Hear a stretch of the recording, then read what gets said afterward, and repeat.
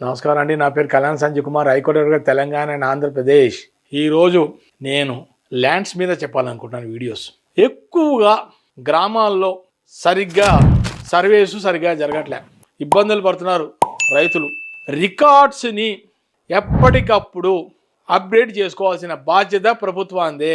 ఏ ప్రభుత్వమైనా తీసుకోండి, ఆంధ్రప్రదేశ్ గవర్నమెంట్ అయినా సరే, తెలంగాణ గవర్నమెంట్ అయినా సరే, టోటల్గా ఉన్న లక్షల ఎకరాల భూముల్లో, పట్టా భూముల్లో చాలామందికి రైతులు వాళ్ళవి రికార్డ్స్ సరిగా ప్రాపర్గా ఎక్కట్లేదు. రెవెన్యూ రికార్డ్స్లో ప్రాపర్గా ఎక్కాల్సిన బాధ్యత, వాళ్ళు చేయవలసిన బాధ్యత అంతా కూడా ఇక్కడ తెలంగాణలో అయితే మండల్ రెవెన్యూ ఆఫీసర్, ఆంధ్రాలో కూడా ఎంఆర్ఓ మీద పడింది. ఆంధ్రాలో అయితే కొంచెం పైన ఇంకో అధికారి అయినా కలెక్టర్ దాకా ఉంది అక్కడ రెస్పాన్సిబిలిటీ.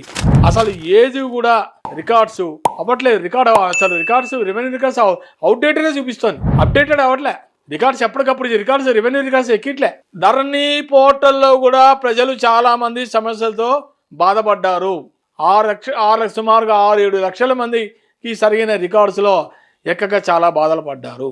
ఇప్పుడు తెలంగాణలో భూభారత్ వచ్చిన తర్వాత దాన్ని మెల్లగా సెటరైట్ చేస్తున్నారు. ఎక్కడైతే జనానికి రికార్డ్స్ లో వాళ్ళది కరెక్ట్ భూమి ఎంత అయితే అంతే రికార్డులో ఎక్కాలి, రెవెన్యూ రికార్డ్స్ లో ఎక్కాలి, పాహనీస్ లో ఉండాలి, మ్యూటేషన్ సరిగా చేసుకోవాలి, అన్ని ప్రాపర్ గా ఉండి సర్వే నంబర్ కూడా కరెక్ట్ గా ఉంది, అది కూడా రెవెన్యూ భూభారతి రికార్డ్స్ లో ఎక్కించుకోవాలి. ఇవన్నీ చాలా ఉన్నాయి చెప్పాలంటే.